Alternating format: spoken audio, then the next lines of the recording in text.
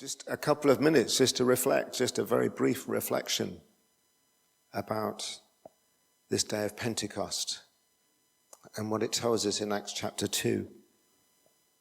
And I keep coming back to this phrase this year as I read and hear about the day of Pentecost. This phrase, this opening phrase, when the day of Pentecost came, they were all together in one place. Verse 1 of chapter 2. And it tells us, if we in just a little bit earlier on in chapter 1 of the book of Acts, it tells us that there were a group numbering about 120 who were in the upper room where they were. So that's maybe about the same number of people as we had in here before the children went out. But 120 people in an upper room, must have been a big upper room or seriously overcrowded. They were all together on this day of Pentecost, this Jewish harvest festival, which is what the Pentecost celebration was. So there were people from all over the known world for Jewish people at that time who would come on pilgrimage for the day of Pentecost. Hence the people who would be able to speak different languages. And the coming of the Spirit on this day of Pentecost is in such power and amazing effectiveness is about lots of things. Simply the power of God invested and activated in the people of the church. The Spirit bringing gifts, the birth of the church, communication in relevant ways, the breaking down of language and other barriers, and the fulfillment of the promise made by Jesus that there would be a helper who is sent. But what is really, really speaking to me more than ever is this phrase, they were all together in one place. 120 people in one room, and soon 3,000 people would be added to their number. Hopefully not all in the upper room. They would find a bigger space to be together.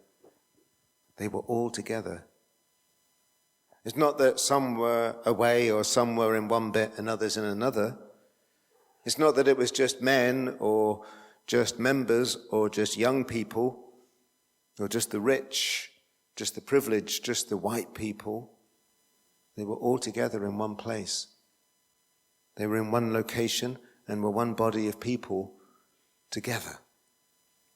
And this speaks to me of unity, the importance of unity, that there would have been a whole load of different takes on life for these people. Takes on life in general, on faith, on Jesus, on politics. Different hopes and expectations and fears about what happens next, but they were all together in one place. And it seems they were able to focus on what they have in common, that which unites rather than that which divides. They had Jesus in common. Different levels of understanding about who Jesus is and what his teachings and his example meant to them. Different experiences of him and with him, because many of them would have walked with Jesus, would have seen him, would have met him. But they were all together, and they stayed together. They were obedient to what Jesus had told them, that they should wait in Jerusalem. And this spectacular demonstration of the importance of unity that happens. Because I believe that had they not all been together in that one place, I don't think they would have received the Holy Spirit in the same way. I think it was so important for God to send his Spirit whilst the people were there together in one place. And it's a message to the church, therefore. This is the day we celebrate the birth of the church. It's a message to the church, to us here at Six Ways, to Baptists together at Baptist Assembly, about the power of connection, the power of unity, of us being together.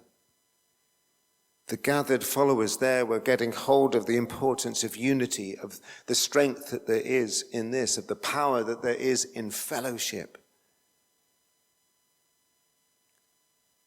Jesus' instruction that we should love one another, and his prayer in John's Gospel for unity, for the church, for his disciples to be one. We need to take note of these. We need to understand these and live these out in our shared life together as Christians. There is strength, such great spiritual, practical strength in us being together, regardless of the different takes that we have on life, on politics, on Jesus, on the Bible. We find that common ground and we work together. We stay together. We are blessed in this church to have people from all over the world, to have people from all sorts of different backgrounds, from within Birmingham, from within the UK, to have different generations, to have different spiritualities, to have different theologies. But I think it's glorious and quite miraculous sometimes that we stay together and we work together. And we are stronger when we do, and the devil delights it when we're not together. The whole Bible speaks of the importance of humans getting on with each other, loving each other, being together. Right from Adam and Eve, all through the stories of the Old Testament, the messages that we have, the message of the prophets, the teaching and practice of Jesus. Love your neighbor as you love yourself. The letters sent by Paul and others, trying to bring people together and for them to be held together by love. And then the ultimate togetherness visualized for us in the book of Revelation.